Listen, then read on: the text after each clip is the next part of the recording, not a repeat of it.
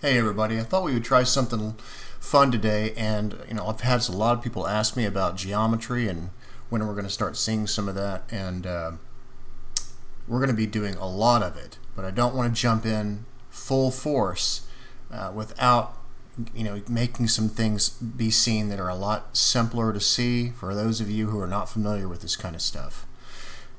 Geometry is extremely important when we're taking a look at this type of Kabbalism, because it really gets into understanding the way that the universe and yourself is created. There's a relationship between yourself, man, and the universe, which we might call God, okay?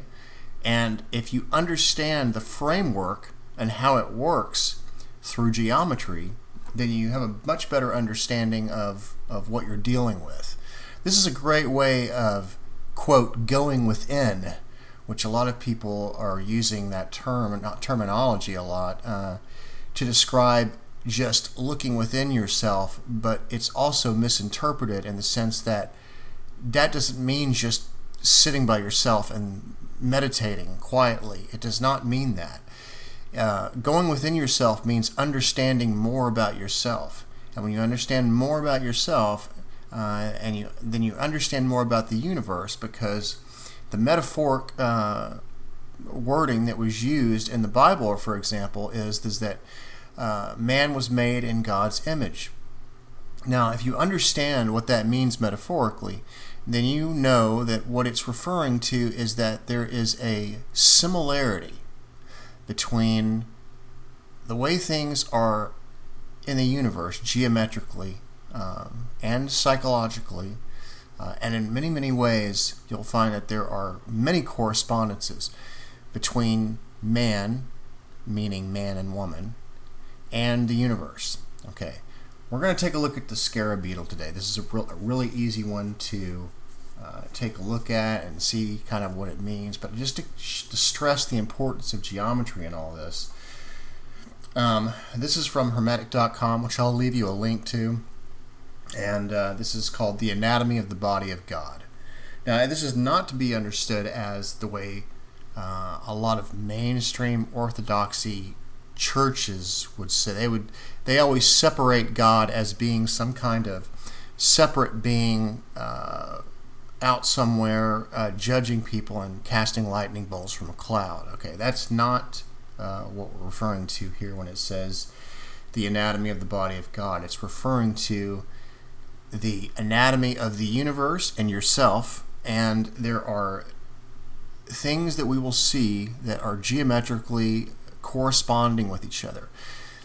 In the mysteries a long time ago, you were not even allowed into the mysteries or into the esoteric schools unless you understood geometry.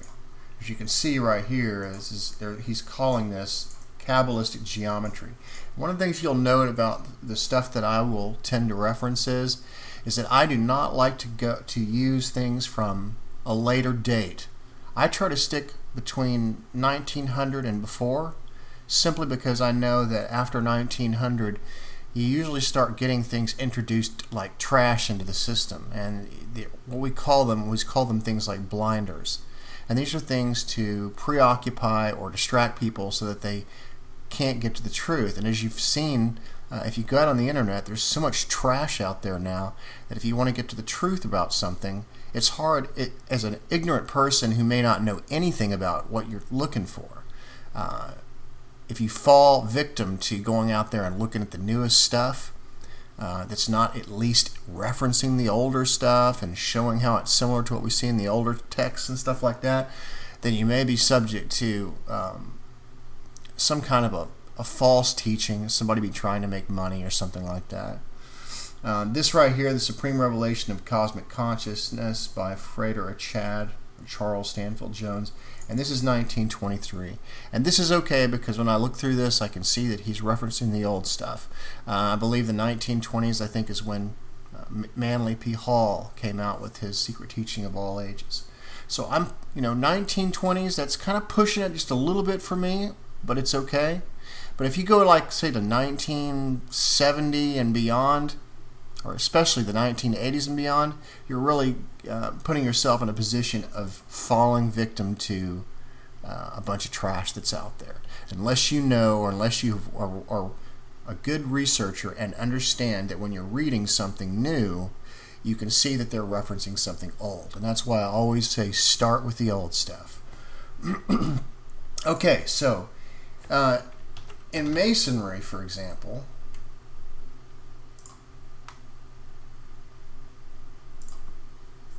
geometry is referred to as the first and noblest of the sciences, and is the head of all learning. One of the simplest figures produced by the intersection of two circles. Okay, so what I'm getting at here is the geometry that we see here is extremely important, and you could not even get into the mystery schools unless you understood it. A lot of the mystery schools that you see, and this is an ancient Egyptian relief here, they were centered around the geometry, which is the geometry of the anatomy of God, right? Which is the tree of life and its different forms.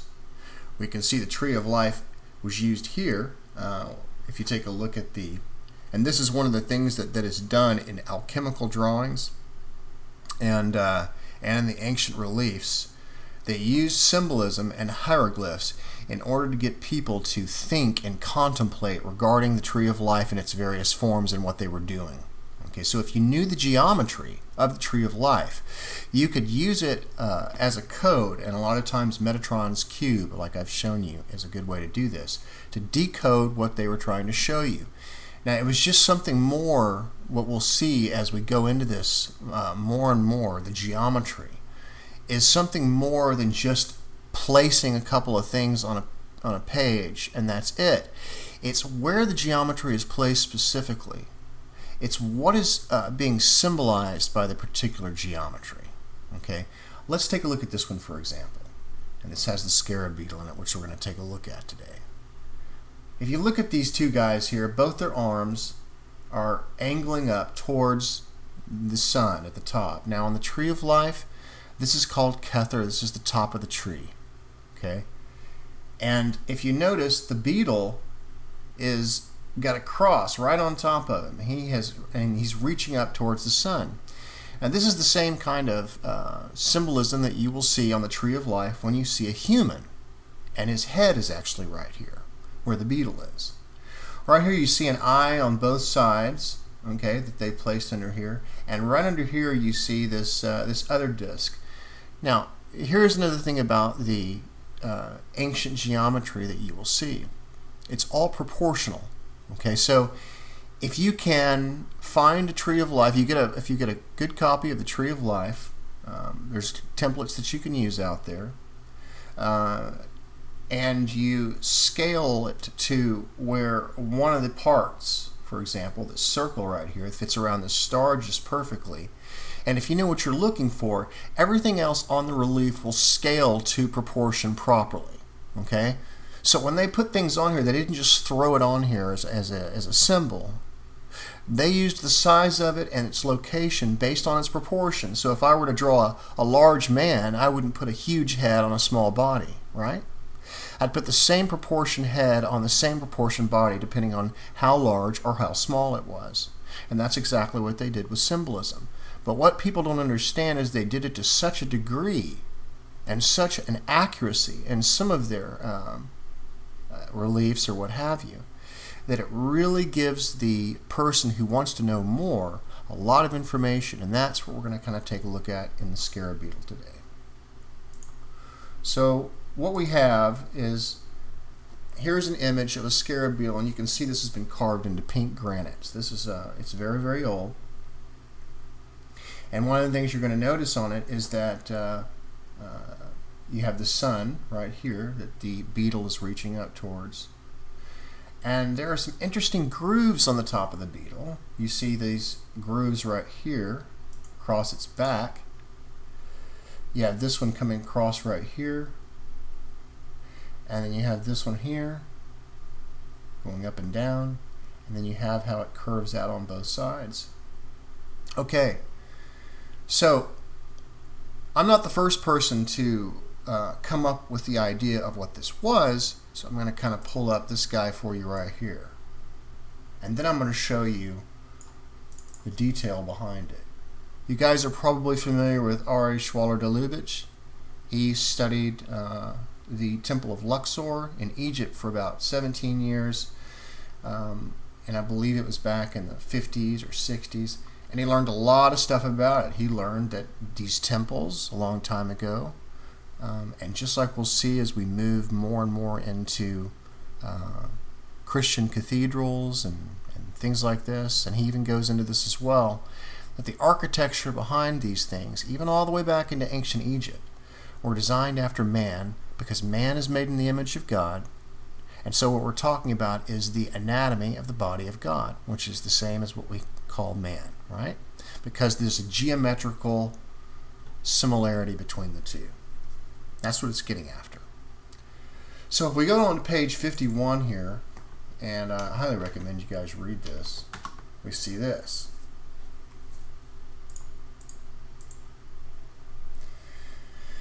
And so he's doing an analysis of the beetle, and he says it's interesting to find this organ contained in an external bony framework like the carapace of an insect.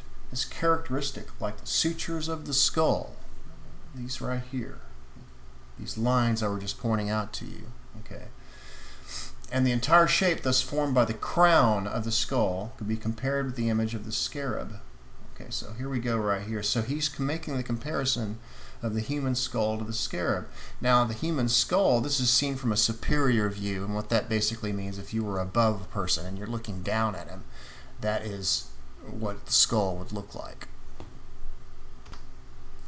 Okay, if you remember the last series that we did, I believe it was the opening series, we took a look at the top three Sephiroth here, which is Kether or Keter, Hokmah, and Bina. This was the crown. This was the very top Sephiroth. This was wisdom, Hokmah, and this is Bina. And if you remember, this is wisdom and understanding, right?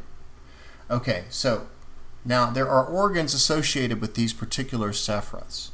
Okay, and in the top ones that you see right here, Keter refers to the skull.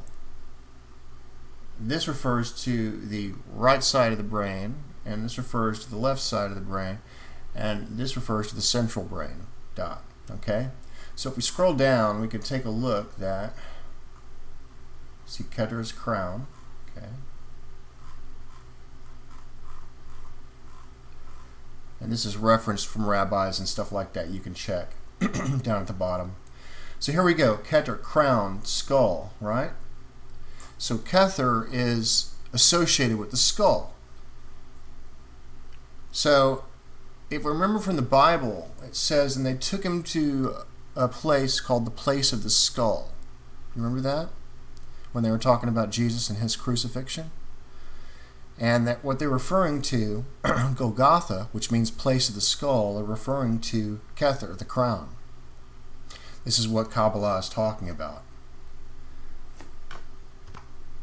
So one of the things you'll see on these particular images, and it doesn't stop with the Egyptian stuff, we'll also see the Assyrian tree of life and these other various forms of the tree of life. You'll see the same kind of thing. If you see that the beetle is at the very top here, right below what we have here. Now, you remember when it looked when we took a look at the chart for Kether, Hokmah, and Bina, right? And right here, the beetle is located just under Kether. He's reached the crown area, okay, because he's reached the crown of Doth right here, okay. So, and this is the way the human head fits inside here. So if you've done some research and you've taken a look, you'll see that the beetle is always exalted up to the very top here of these images. And so now we can kind of put the pieces together when we take a look at work like from R.A. de Lubitsch, and I'll show you a similarity. So we come back over here, and here's our image of the scarab beetle. Okay. Now let's take a look at the image of the skull right along with it. Here's an image of the human skull here on the right as opposed to the scarab beetle. And if we zoom in, oops, it's a little bit too far. You'll note that I've labeled the sutures. So this is the coronal suture that you see right here moving across the top here. This vertical one here is called the sagittal suture. And then down here, the lambdoid suture that you can see right here that's